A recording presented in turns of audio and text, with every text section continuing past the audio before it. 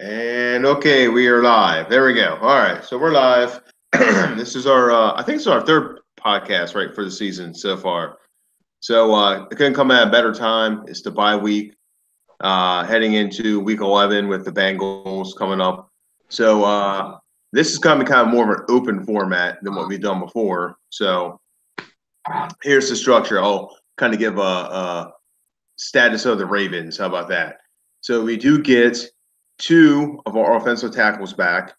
We are getting Tim Williams back, I believe, and I believe we get another defensive back from injury. We can also add in Ty Montgomery. Remember, we made a trade for him, so we kind of forget about him. But he's had 3 weeks now to learn the playbook, or at least to have some type of function in the next game. So that being said, obviously the big elephant in the room is Joe Flacco versus Lamar Jackson. So, well, of course, it's the big elephant in the room, right? But here's what we're going to do. For this particular podcast, you get to be John Harbaugh. And I guess the question is, you have 7 games left, right? And what are you going to do during this next few days? What is your goal the next 7 games? He's obviously in the hot seat. I don't know if he's going to get fired or not. I think that rumor is something we can dismiss at this point in time. Let's just stick to what we do know. He's got 7 games. He's got a rookie quarterback, and he's got an 11-year veteran quarterback. Someone's starting Sunday. The question is, who do you start, and what are you going to do? So I'm going to throw it to Bill first. You're John Harbaugh. Give us your breakdown. You got Ty Montgomery back. You got your tackles back. You got 2 home games coming up, and we're going to start with the Bengals, kind of. But what is your game plan from this point going forward? Well, with AJ Green being out, I think that the Cincinnati a victory against Cincinnati, it means less and shows less than what it would with AJ Green on the field. They're a different team. They're not as good a team. It's an easier offense to stop. It's an easier game plan to defend against when you don't have a player as talented as AJ Green on the field. So I was, up until the AJ Green injury, using the Cincinnati game coming out of the bye as a barometer for what I would do for the rest of the season. I was thinking, well, if we come out of the gate and we whip Cincinnati pretty good, all of a sudden we're a 500 team, with a bunch of AFC opponents left, the Chargers and the Chiefs, et cetera. Maybe we have an opportunity to come out and, because we saw in the beginning of the season that the defense is good enough. If the game plan is good and can be adjusted on the fly to whatever the opposing offenses do, the defense is good enough to win. So now I don't get that barometer because beating Cincinnati doesn't mean as much without AJ Green on the field. So I don't know what we have, because I got to say, as a fan, I'm almost at the let's see what we have with Lamar situation, because I know what Flacco is, and I don't. Even if we beat Cincinnati and get that little glimmer of hope, 5-5, we're going to do something. We're not going to, from my perspective, it's going to be a tough game to beat the Chiefs at minimum. And then you've got the Chargers are also playing very well, although we seem in the past to always have Rivers' number. So that's not as concerning to me as the Chiefs game. But we don't have a cupcake schedule the rest of the way. We do have some home cooking, which is nice, but we don't have an easy schedule the rest of the way. And, if we lose, like I said, if we lose in Cincinnati, we're done. We'll be 4-6, 1-4 in the division. Done. That is Dunsville, population 53. And so we'll see what happens with that. But for this game, I mean, if Flacco's not right, he's not right, and I'm going to Lamar. But if Flacco is like, I would play if he's normal, my hip hurts a little, but I'm good to go. I start Flacco and just cross my fingers that we catch lightning in a bottle a second time and run the table and whip everybody's ass and end up Super Bowl champs. And I'll take it. I'll take it. But I am not hopeful for that outcome. Okay, so it's John Harbaugh right now. Let me kind of go back to this for a second. You're going to say you're going to take Joe Flacco, if he's healthy, you think, for Sunday over Lamar. Is that correct? Healthy would be a stretch because we know he's got a hip injury. So, but if he's healthy-ish, if he's like, yeah, I'm good. I would always. This is an injury that 100% of the time I would be playing with. It would be no different whether Lamar was on this roster or not. Then I roll with Flacco until we're out. But I don't think I'm not hopeful that us being out is not too far down the line, because Pittsburgh is playing lights out right now. The Chiefs are playing lights out right now. And, we're just like, we're in a division that's finally competitive. The Browns aren't bad anymore. Like, they've got a quarterback, and when you've got a quarterback, you can win. And I don't know if we have a quarterback. I know Flacco's not good enough. So I'm almost at the point where I just want to see what we've got for next year with Lamar. All right, Vince. You're John Harbaugh. You're a few days out here. Same scenario, obviously. What would you do? You have a veteran quarterback with a hip injury. We don't know what the extent of the hip injury is. So what are you going to do? Yeah, so I mean, first and foremost, to me, it's all about Joe's health. So, you know, echoing Bill's points, if he is healthy enough, meaning, no one's fully healthy right now, but if he's good to go, if he can play, then I mean, I think there really isn't a decision for Harbaugh. I mean, at the end of the day, I mean, his fate is tied to Joe's fate. They've been tied since they came. I mean, you're talking since 2008. Um, there is no way John is not going to go down without Joe. I mean, he's not. There is no way he's just going to pull that trigger to save his job. And let's be clear. I mean, we talked about must. You hear that term must win all the time, and we talked about it with Pittsburgh, and we talked about it with some other games. You heard it, but I mean, this truly is a must win. If they do not win this game, the season is over. There's just no way. But the crazy part is if they win this game, you look at the other teams for the 6th seed. You have Tennessee sitting at 5-4 right now, who we have a head-to-head win against in any tiebreaker scenario. And yeah, they're getting on fire. But I mean, does anyone really believe in this Tennessee team? I mean, we will see. I mean, they, you know, Jacksonville played their Super Bowl week, 3 against New England, crushed them, and then went on to shit the bed. Everyone's crowning Tennessee after beating New England, and, who knows? They can do the same thing. So we will see about Tennessee. And then Cincinnati, I mean, if we beat them and they lose another one, I mean, this team could be in a free fall. They fired Terrell Austin. Their defense is clearly not anywhere near what it usually is. I mean, we'll see if Marvin can save this sinking ship. I mean, obviously, he's got to go down by calling the plays now. But, you talk about, without A.J. Green, they are just not the same team. And there is no doubt about that.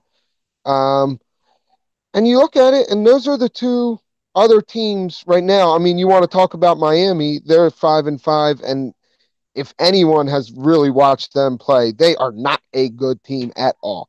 So forget about them.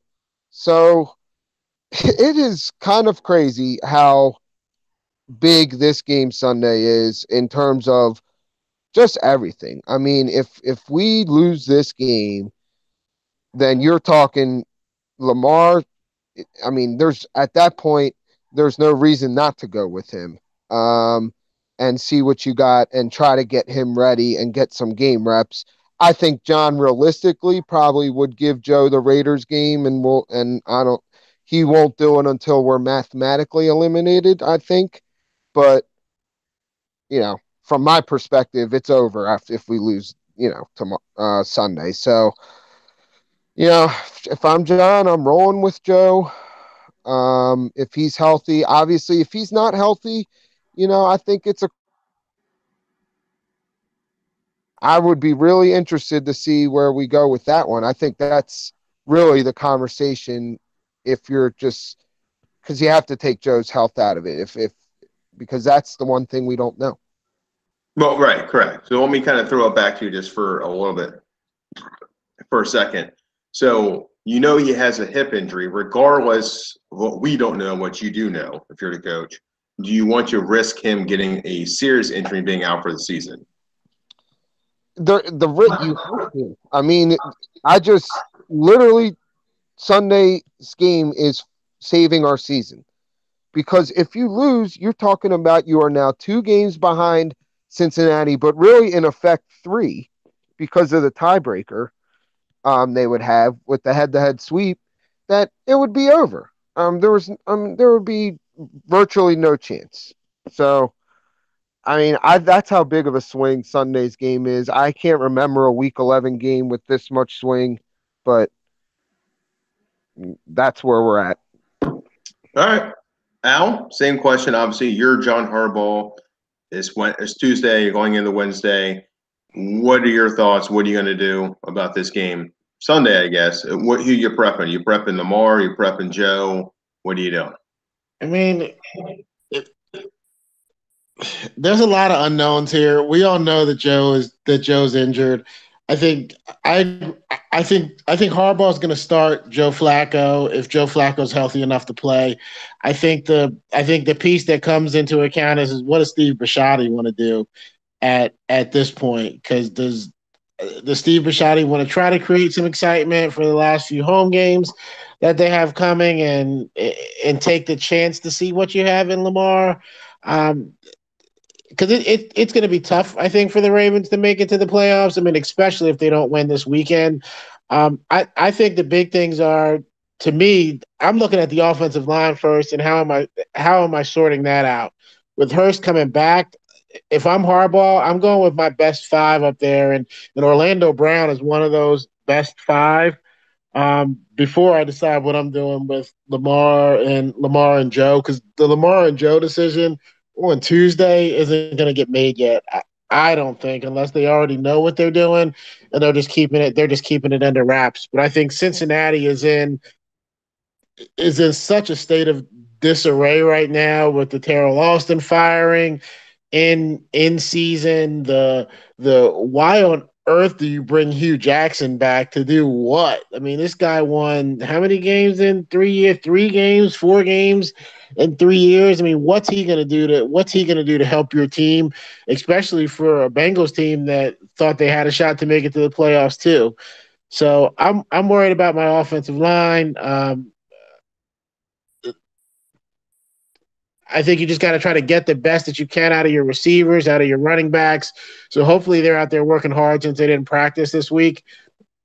The fan in me, of course, wants to see Lamar Jackson out there. I mean, if I'm Harbaugh, I'm going down with my veteran because my veteran probably gives me the best chance right now to win.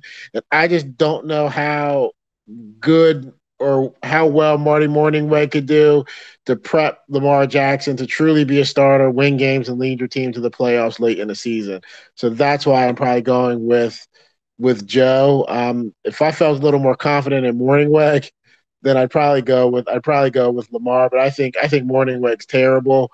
If they don't make the playoffs, the whole staff needs to go.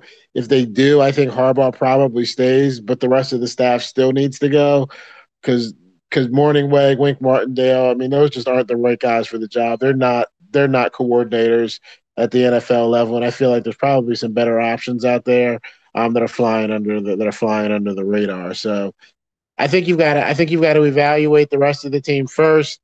If Flacco's healthy enough to play come Friday, then you play him unless Steve Bisciotti's calling downstairs and saying Lamar is starting, which I would not be surprised if he's already said. All right, my turn. I think one thing, if I'm John Harbaugh and I'm looking at this game, it's not the end of the season, regardless of what anybody says. You can still get to 10-6 and still win. Now you got some challenges ahead. I'm not going to say there's not some very couple of difficult games on this schedule coming up, but you don't ever give up. And I think that's one good thing, at least, about this team mentality. So coming in to play the Bengals, I think the one thing I did not hear was defense. That we have a great defense. And if they can get in and just blitz, and attack them and get us some turnovers, get us good field position, I'm going to play Lamar Jackson. And not for the reason why you guys think. If I got a quarterback with a hip problem, they're going to target that hip. They're going to target him. And one thing Vincent makes a good point on, and that is January Joe. If I can get Lamar Jackson going, get this team a few wins and get Joe healthy, you can play Joe a little bit later on down the stretch, maybe in 3 or 4 games.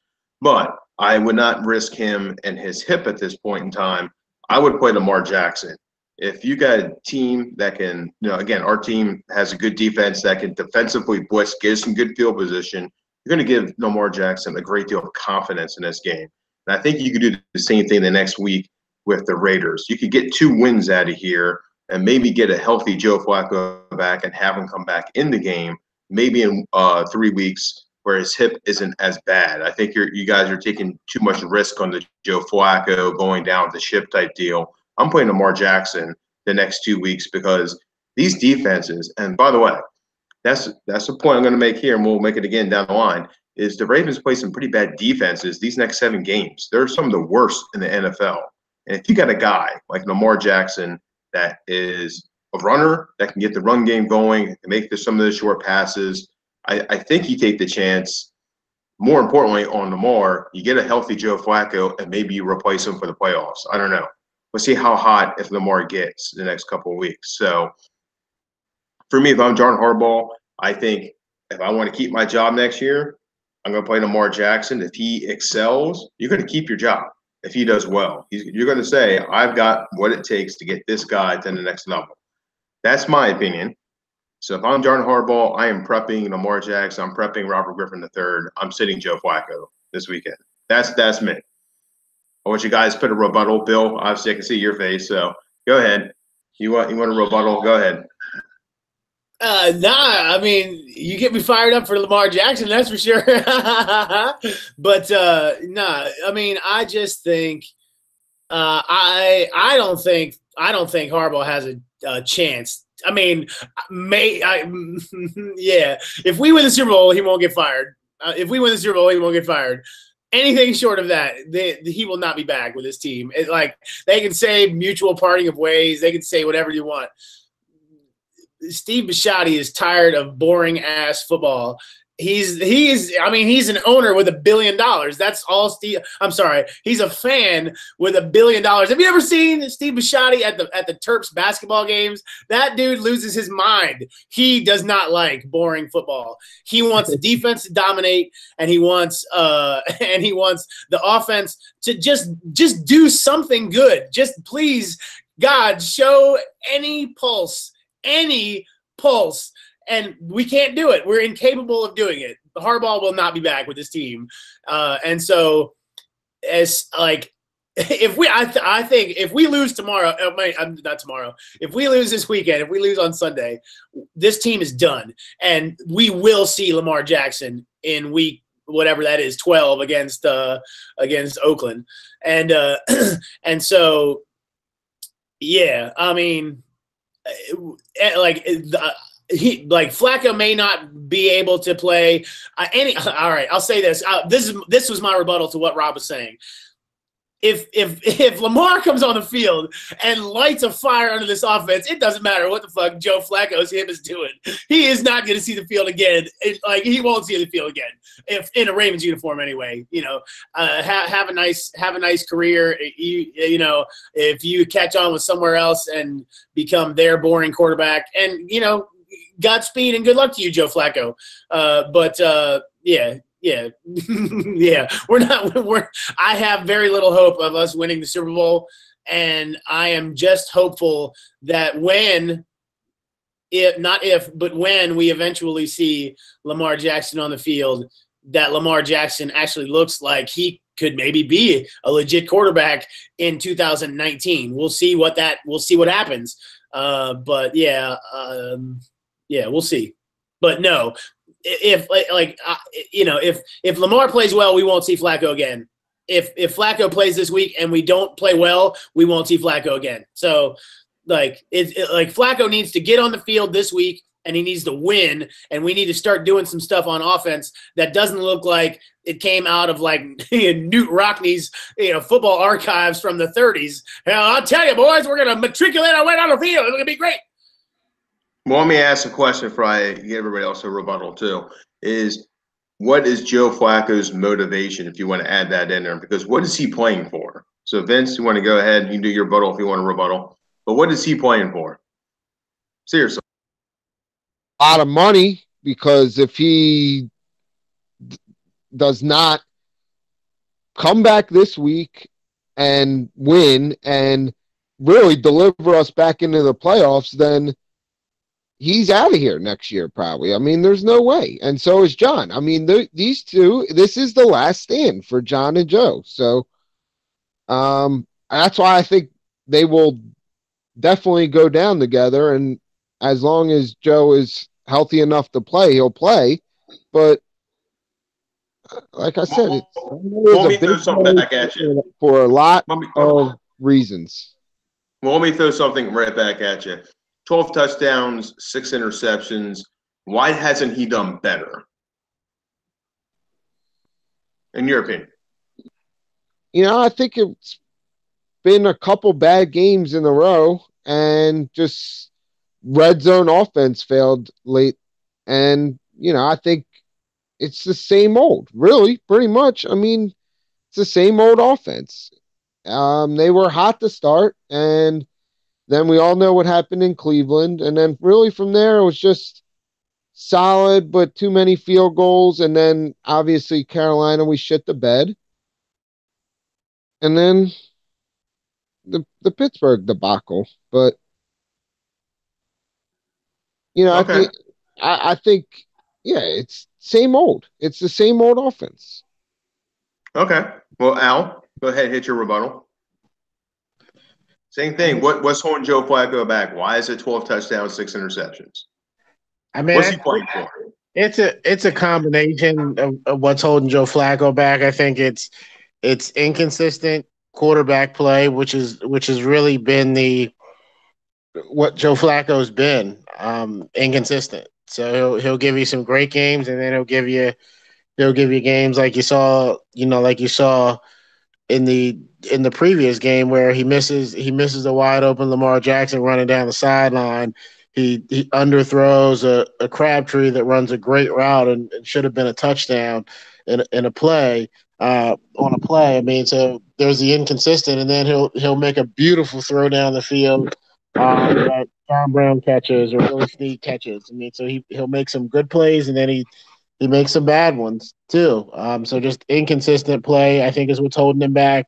I mean, what's holding the team back is just all over. I mean, guys got to step up and make plays. Receivers got to bring a tackle and take one to the house. I mean, do something. I mean, give me a Juju Smith-Schuster 70-yard touchdown on a short throwing pass that he can turn up the field and take it to the house. I mean, the Ravens just. I don't think the Ravens haven't had a player like that in a long time, and I don't think that guy's on the roster this year either. So that's what's holding Joe Flacco back. But at the end of the day, Joe Flacco just hasn't delivered on what the Ravens have paid him. I mean, would you trade it and say, hey, I'm gonna have to overpay you after you win me a Super Bowl? Yeah, probably so, because the Super Bowl was great, but all that's worn off for me now, and at this point, I'm kind of over Joe Flacco at this point, especially after the last 2 games where we've kind of gone out there and the entire team really has shit the bed, not just Joe Flacco.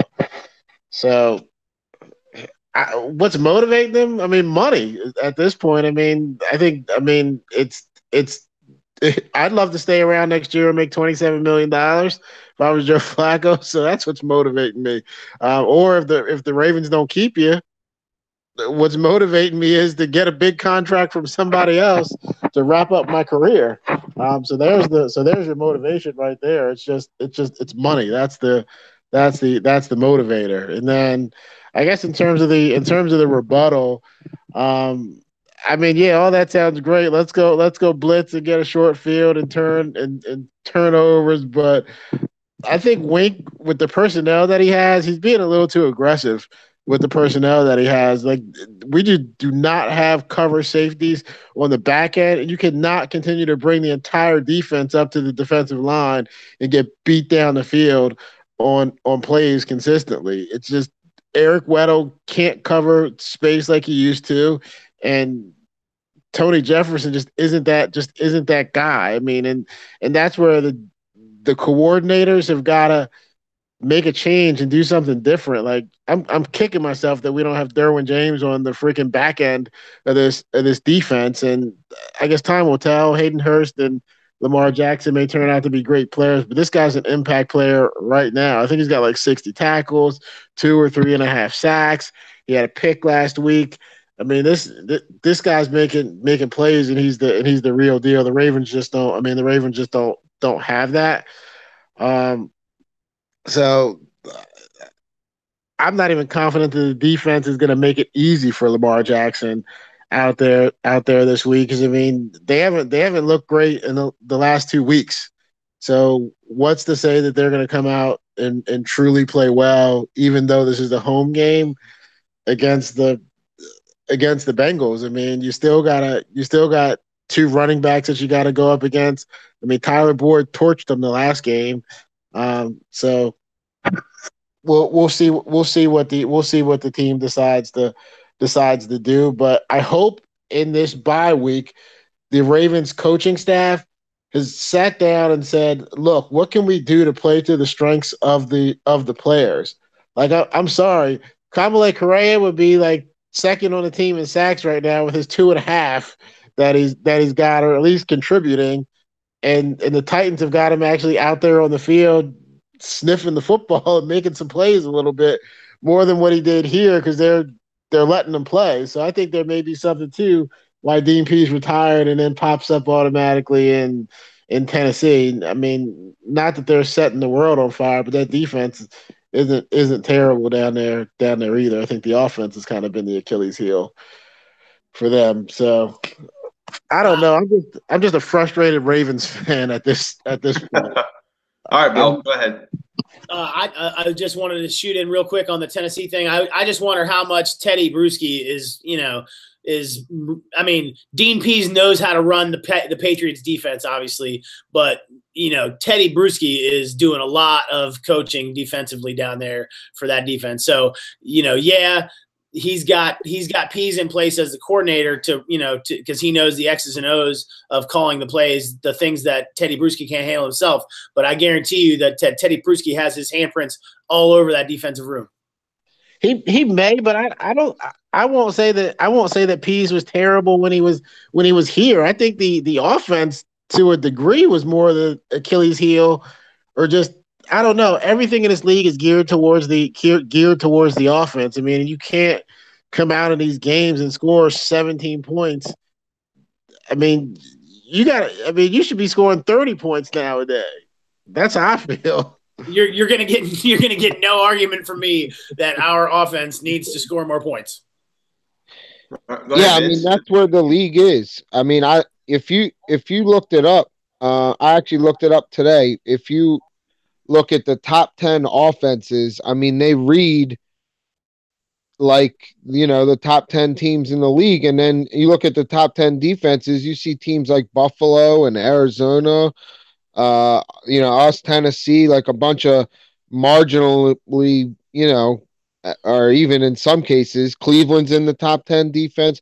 You see some like marginally or legitimately bad teams. So, that's where I think organizationally, I mean, I'm going to start to talk big picture here about where this team philosophically has missed the boat over the last couple years and has still refused to get a top playmaker in here. And, but that's it for another day. I can't talk big picture right now, but, I just think they have to respond here. And I really hope over the bye week they had a chance to self-scout and just simplify some of the schemes and simplify especially some of these blocking schemes that they are doing up front. It is ridiculous what we are doing. I mean, it's their play after play. I see, of like pulling tackles, pulling guards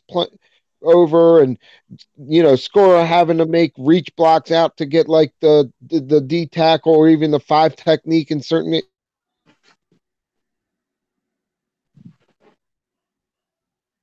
And I've too often we have been just put it just bad plays, bad matchups, and I really hope and bad schemes. Honestly, it's just terrible. You know, you can tell we are being outcoached on both sides of the ball, and you know, especially the last few weeks with some of the top teams and top coaching staffs, we've been whipped. And you know, even our scheme plays they were ready for, they would lose yards or not get much. You know, a lot of wide running. You know, we're trying too much, and I think we just need to get better at what we do and execute. And hopefully that'll, you know, with the schedule we have, be good enough to win some of these games. All right, let me chime in here for a second. So I think there's a couple of things I'm a more passionate. I think we got a good shot at making the playoffs under Lamar Jackson. Here's the reason why. Looking at this team, I agree. I think they took the bye week, the first week of resting players, which was probably a good idea to redo the playbook a little bit. You have Ty Montgomery now. He's been sitting there for the last 3 weeks. He's a good running back. He's a good halfback you can put in the backfield. If you put Ty on one side, you put Allen on the other side, you throw Mark Andrews, you throw Hurst, and you throw a John Brown who's disappeared in this offense. God knows what happened to him. But if you put those guys out there, that's a Lamar Jackson, in my opinion, offense right there. They could run a very good offensive scheme. You could run a good 4 to 5, 6 minute drive. When I was watching that Carolina game in that series, he ran that football 5, 6 good minutes. That was a good drive that he had going down there. Regardless of what it says, it's, you know, hey, it was towards the end of the game and those guys weren't, trust me, Carolina was still trying to defend him. He came out there. I thought he did a nice job. He got the ball. He got the first downs. He made a run here and there. He made some nice throws. I think he is the spark that they need, but they can run a Patriot-style offense. They can run the two backs in the back, short pass, run games. They can do a whole lot of different things, in my opinion, with Lamar Jackson in there. But another question around the horn there is what happened to John Brown? He just disappeared. We haven't heard his name in a long, long time. Crabtree's obviously living up to it. Snead's done a pretty good job, but what happened to John Brown? And that's something they need to figure out is how do we get John Brown back in this offense? And how do we get him the football more? Does anyone want to rebuttal against that or anyone else disagree, agree? Well, I think Al, go first. Go ahead, Al. I mean, I think for one, I mean, you saw it. I mean, in the Steelers game, I mean, defenses are covering him now. I mean, they're not letting him get lost in the shuffle. And just like most of the more creative offensive coordinators, you've got to figure out ways to get the football into his hands and get him some touches. I mean, this whole new, I guess I almost want to call it jet sweep is like the new wave. I mean, I think I saw Brandon Cook score on one of those this week on the little reverse. And I mean, figure out a way to give this guy the football. I mean, he's shown you the early part of the season. I mean, that he can make plays. The problem is, I mean, defenses are looking to take him out of the passing game, so they've got to do a better job of getting him the football. And I think it's either going to be you got to scheme to try to get the ball to him, or other guys got to step up. I mean, Crabtree can't continue to drop the football. I think Willie Snead has played well. And hopefully Ty Montgomery helps. I mean, he seems to probably be a little bit more elusive and have a little bit more quickness than what Buck Allen offers to you, but I'm not sure, Rob, that Ty Montgomery is going to be this huge difference maker either. All right, Vince, go ahead.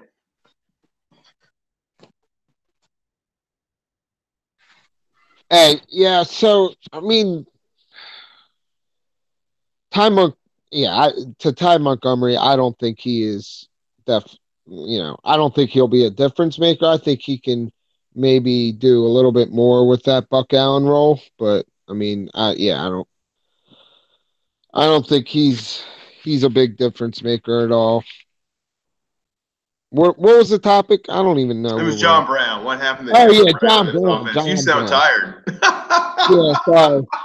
Um, no, I just had the kid come down. Sorry, but John Brown. Yeah, I think Al had all the points. He clearly is getting double teamed, getting more rolled up coverage over the top. So, and we're just not doing enough, schematically to get him involved. And I think, that is on us to fix. There's no excuse for it. Um, and I think part of it is I don't think he's truly a number one receiver. So to expect him every week to be dropping 100 yards and scoring touchdowns, I think is a little much. Anyway, I love John Brown. I was on him big before the start of the year, but let's not kid ourselves. He's not a number one. So, but I think we got to scheme it up, get touches, get him the ball, and make sure we are countering that. And then, if the rest of the offense opens up, I think Crabtree needs to do more too. So, if he gets more involved, then they won't be able to double Brown and do more. So, part of it's getting him more involved. All right. Let me before I go to Bill for one quick second, let me just throw one quick thing out there. So Flacco does have a tendency to throw it to one receiver more than another. John Brown was kind of his deep guy. He has a tendency to keep doing that over and over again. So just wanted to add that in there. Go ahead, Bill. Where did John Brown go? Does Ty Montgomery make a difference? Well, a couple things. John Brown has disappeared because Marty Morningweg. Defenses are taking away John Brown's deep ball. They're covering him over the top. They have realized, yes, John Brown is fast and his hamstring is healthy, and we can't just put a cornerback on an island against John Brown because Flacco will uncork the deep ball if he is single covered. He will throw it 100% of the time. That gets me to my second point. Can we please get rid of the fallacy of Joe Flacco's great deep ball? They every time the TV broadcasters, oh man, just got a great deep ball. He does not have a great deep ball. He throws it a long way. That is accurate. Although, truth be told, he underthrows a lot of routes. Guys are open wide down the field, and he underthrows them. I mean, listen, before you think I'm about to have a stroke, I'm about to say something nice about number 11, but don't think I want him back. Even Brashad Perriman, as terrible as he was, if Flacco would just throw it, just throw the ball as hard as you can, just throw it out there, just get it out there. Brashad Perriman would have had a few more touchdowns in this offense.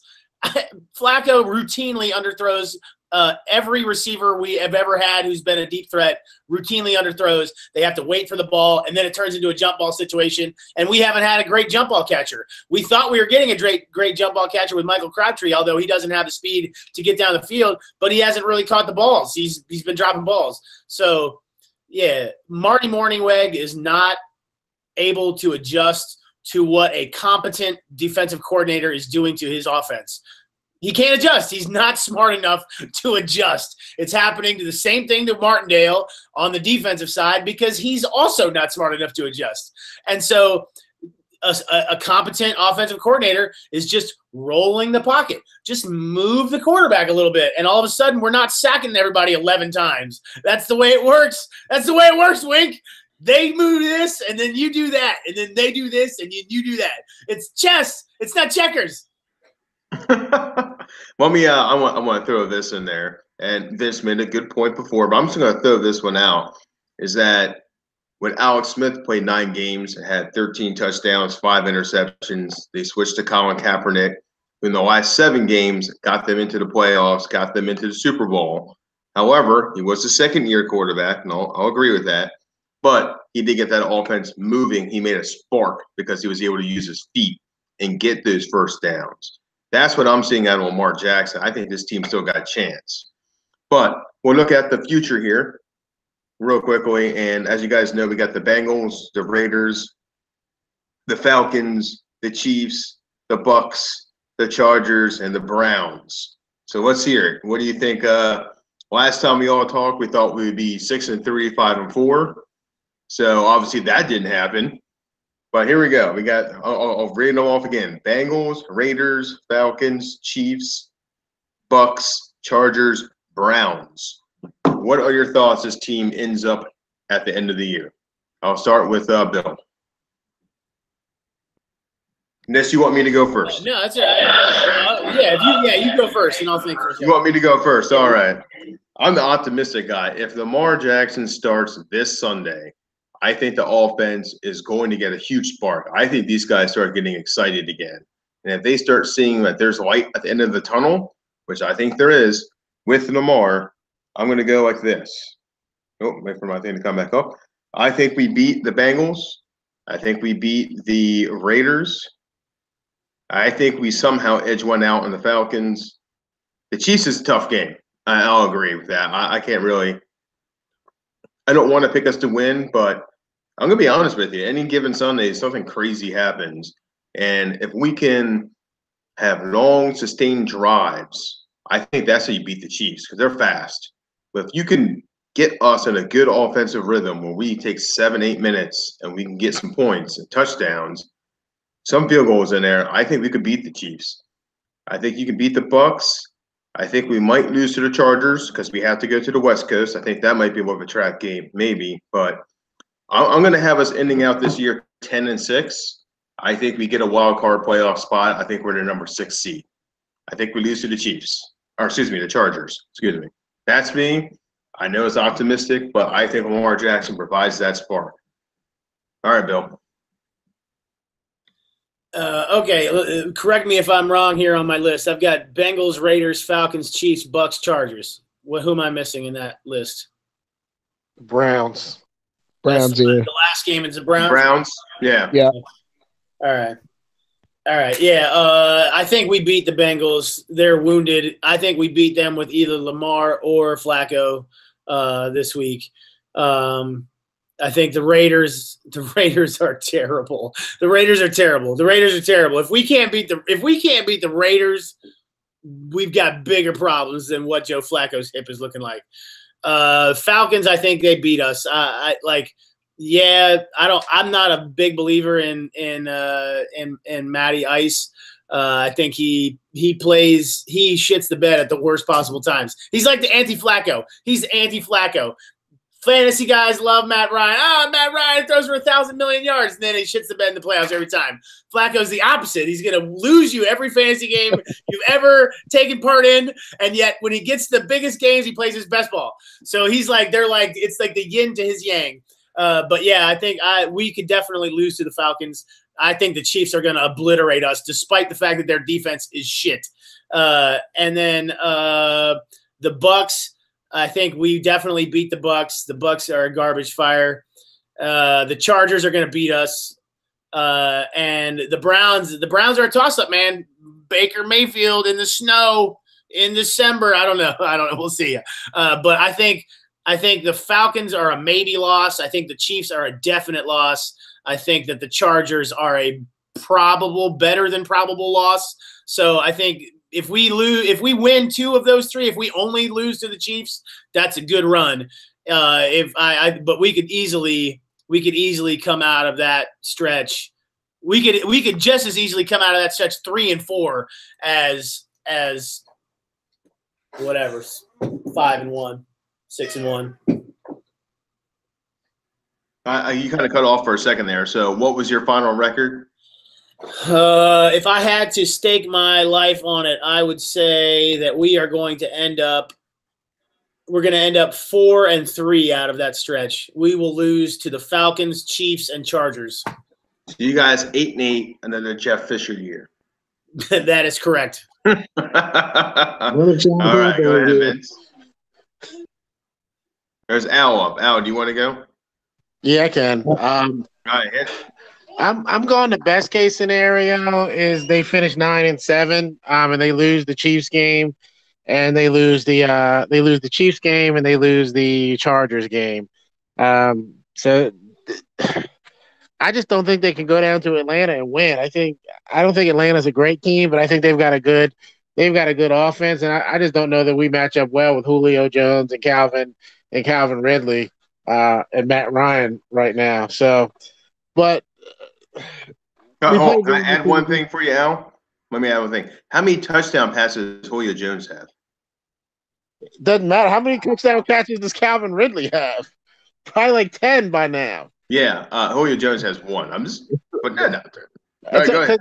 because Calvin Ridley's vulture on all those touchdowns. That's why. He But got a second one Sunday, I think, Julio.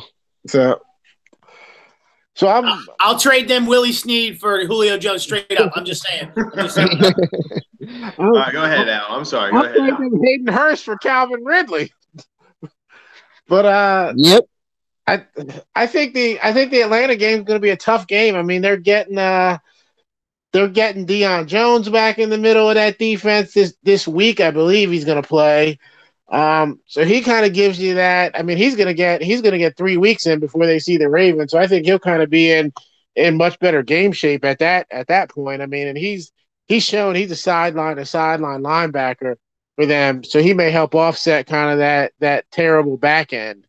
And then I mean, you got Grady Jarrett back on the front end. I mean, the Falcons game is going to be a tough one. So I think they lose that game. I mean, I think they go 8-8. My 9-7 is just being optimistic because the Chiefs and the Chargers are playing well. I mean, you're talking about a 1-loss team and a 2-loss team. I just don't think the Ravens beat those guys. I mean, the Chargers are getting Bosa back. Um, the Chiefs' offense is just a machine. I mean, they're just outscoring everybody. So who do you beat? I mean, that's why the Bengals game, of course, this weekend is a must win. I mean, John Gruden's giving everything away, including wins. So I think you beat the Raiders, and I mean the Browns game. Who knows? I mean, you, maybe Hugh was the problem, and they start winning. I mean, the Browns played better this week, and I know they want to go out of the season on a high note. So I don't even know if the Browns game. I think they beat the Bucks. The Bucks are in disarray, especially at that quarterback spot. They're trying to decide do they want to start Fitzpatrick or bring back Jameis Winston. So I don't think I think that should be a win, but I'm going 8-8 is what I expect the Ravens to finish. The Ravens to finish at is 8-8. I mean, even if you start Lamar Jackson. All right, Vince. Yeah, so I mean, obviously it comes down to this Sunday for me. So if they win this Sunday, though, um, I expect them, even if things go to form, I think at Atlanta, Raiders is obviously a win. At Atlanta, I think they can go down there and play well. I mean, they're going to need the hot offense though, so we'll see what this offense looks like in the next couple weeks. Um, because I don't necessarily think we'll see. I mean, the Bengals will still play us tough because they always do. So that's going to be it all comes down to that.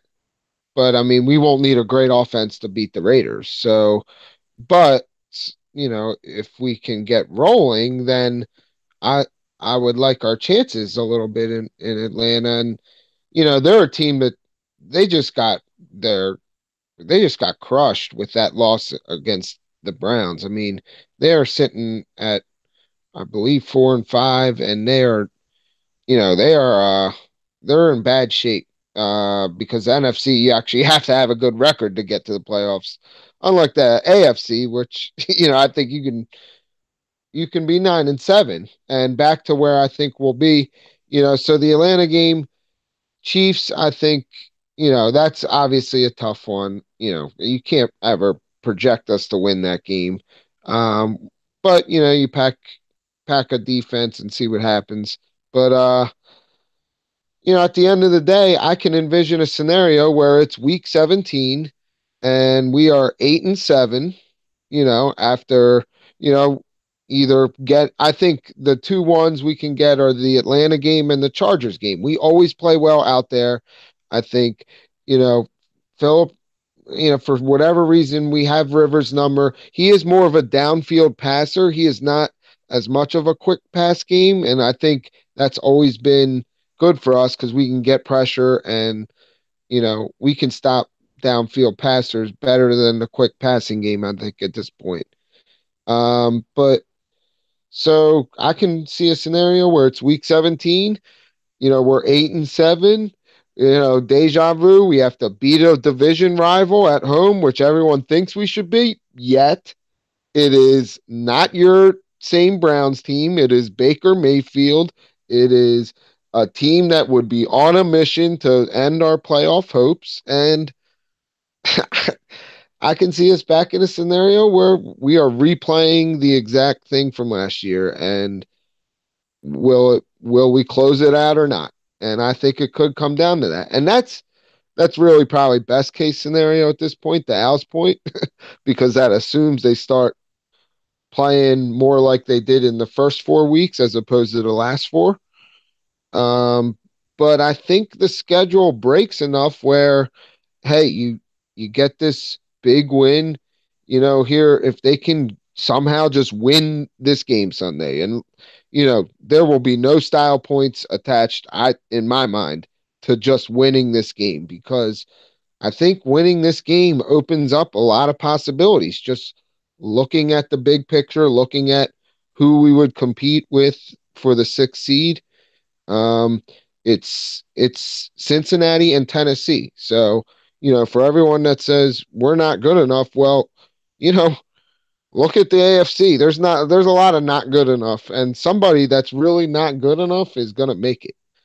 And I think it'll largely come down to whether we can win this game, and then that puts us back in the hunt. And then you get the Raiders game at home, which is, kind of a free square here. And then you have two road games and you hope to get one. And then, really the rest of the home games, the Bucks home game is another good one. So you talk about two games in the Bucks home and the Raiders home that are pretty bankable, and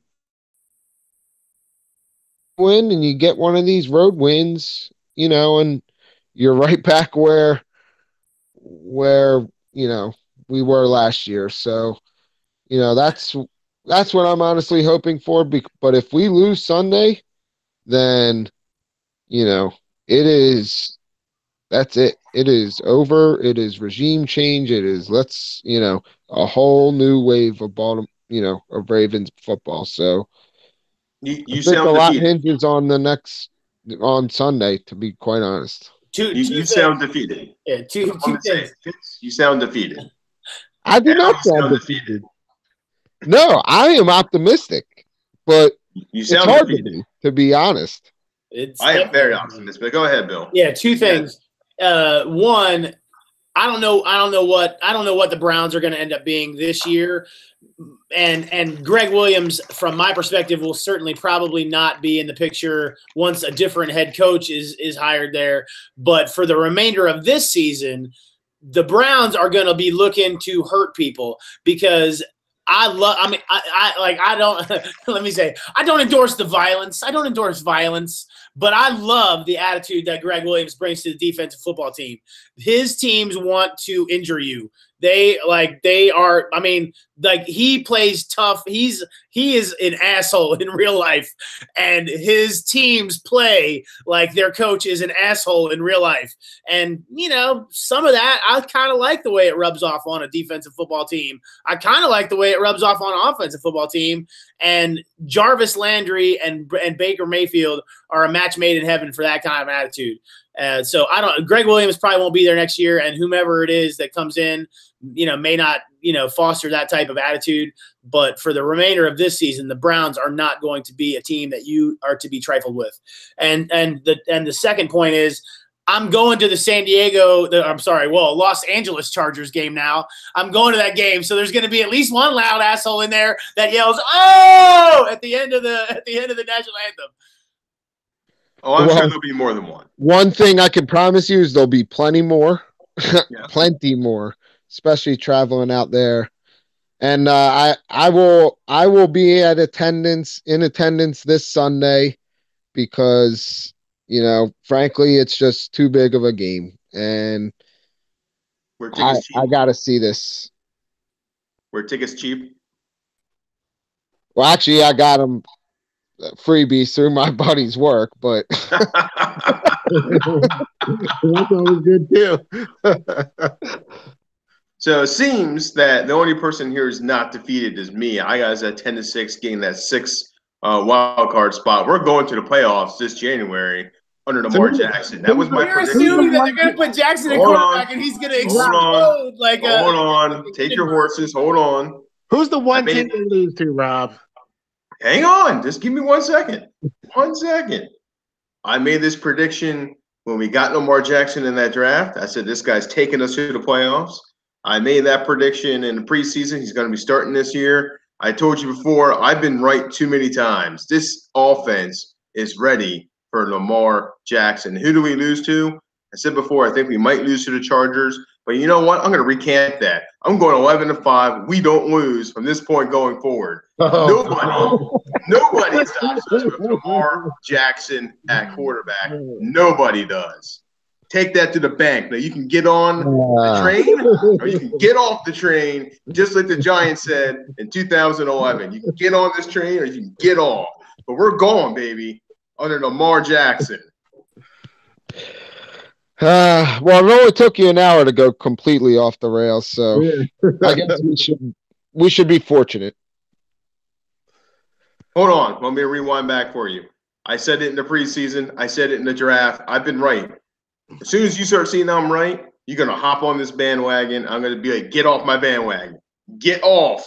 Because I was on it first. I told you at the draft. I told you in the preseason. I'm telling you, this kid's the most electrifying player in the National Football League. You're about to see that happen.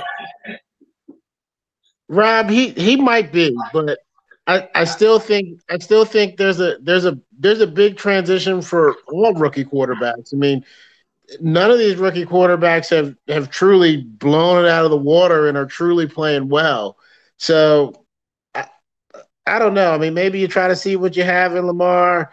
Everybody's just assuming it's going to be Lamar Jackson, and it could be RG3. I mean, they kept that guy on the roster for a reason.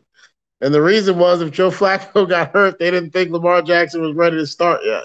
Now that could have changed between now and between the beginning of the season and today, but that's the reality of what happened, and they haven't cut RG3 since then. So I assume that the sentiments around the castle are still the same. So remember, RG3 hasn't played since the beginning of the season. He's been sitting on inactive. And if I'm Steve Pershotti, I think I made a phone call to Bobby Pacino. Hey, I could use a little help, buddy, with Lamar Jackson. That happened. What do you? First of all, Rob, on everything that you're taking to the bank is ridiculous. This check that Rob is writing, you better not try to cash that check if you take it to the bank, because they're going to arrest you.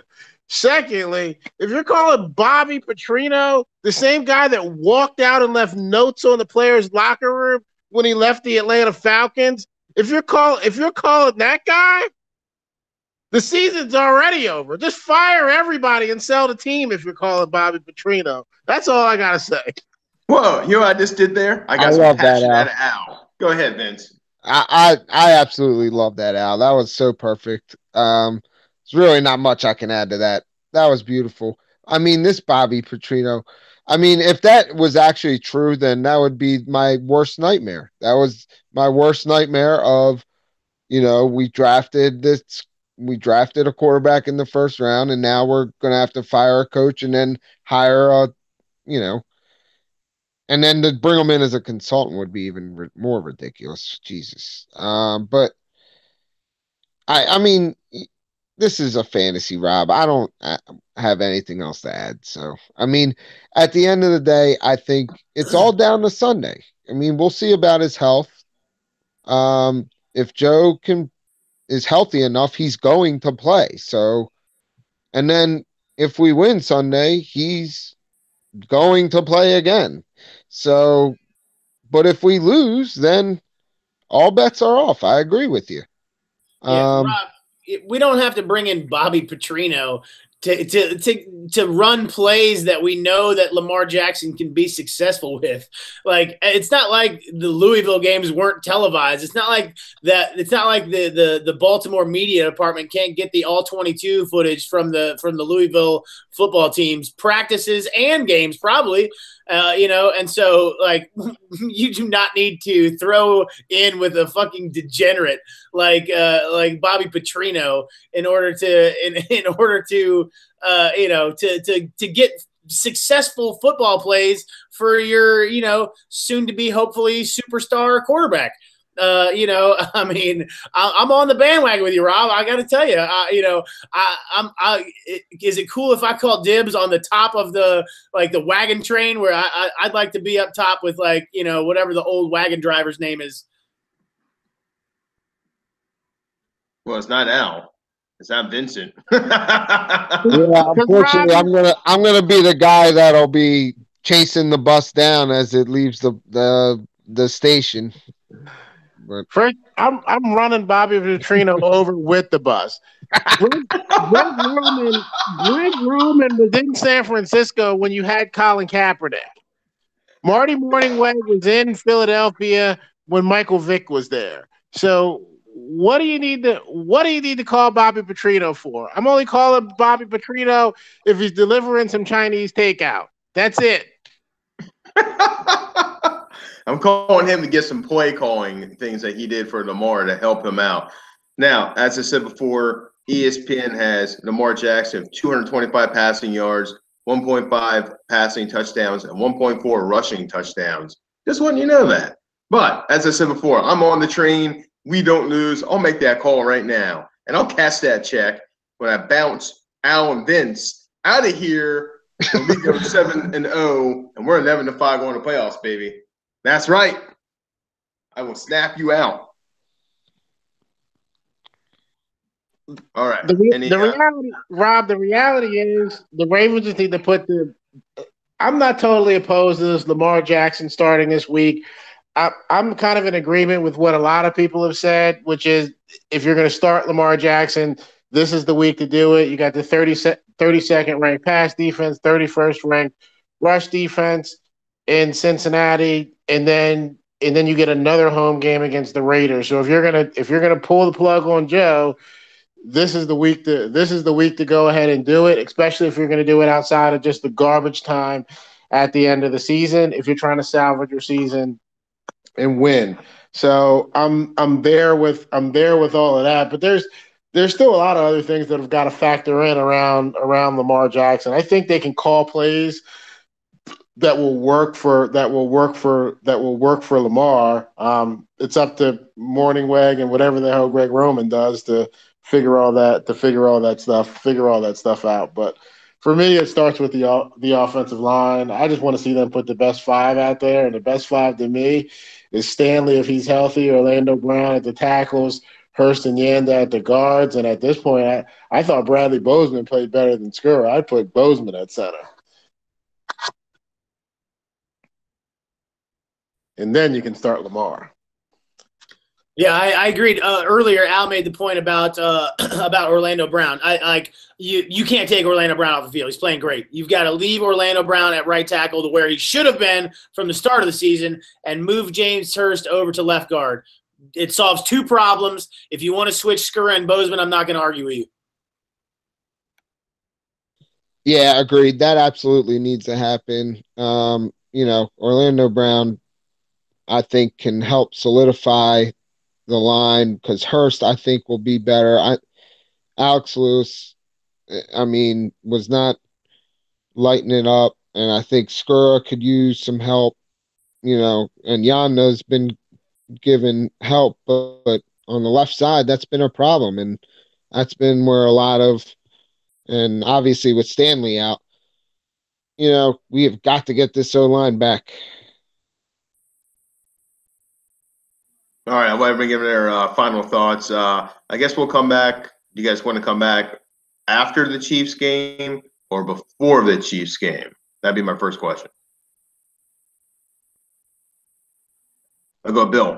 After the Chiefs? I think if we win at the Falcons, we should do it before the Chiefs game. If we lose at the Falcons, we should do it after the Chiefs game because we'll know if we're 2 losses in a row that we'll know we're done at that point. But if we win at the Falcons, I would love to do an optimistic show. Like, yeah, we went beat the Falcons, man. We got a shot against the Chiefs. Yeah, what's going on, boys? Woo! And then we'll get our ass handed to us by the Chiefs, and we'll come back to earth against the Bucs. Get some home cooking against the Bucs. All right, Vince. No, I agree. I think that makes sense. Okay. Yeah, I'm with that too. That works for me.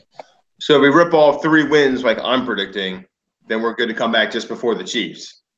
Yeah, we'll see about the 3 wins. Just remember, you cannot get on the bandwagon after this point.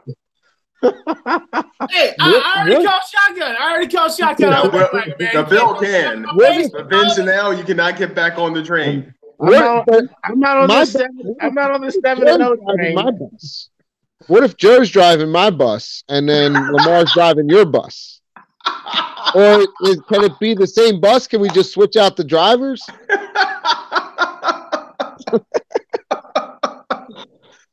Well, we'll rethink that one. We'll let you know in 3 weeks.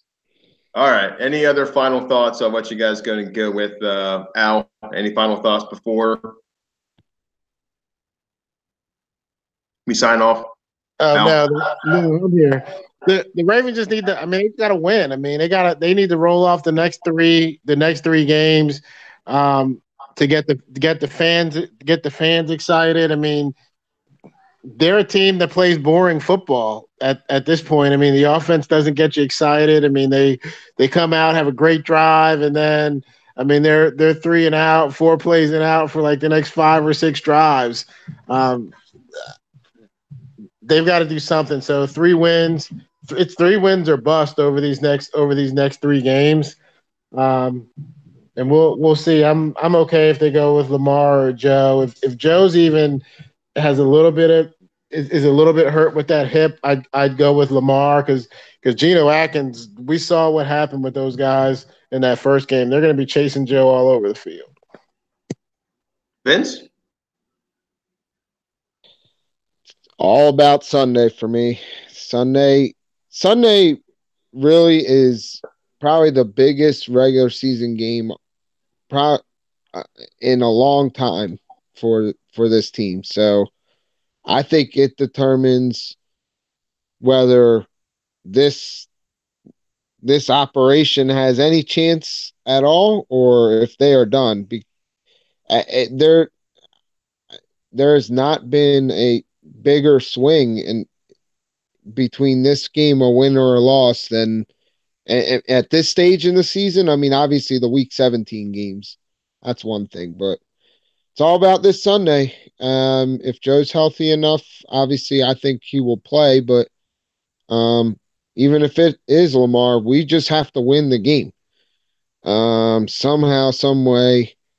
And if we can do that, then we'll see what happens. If we can't, then, the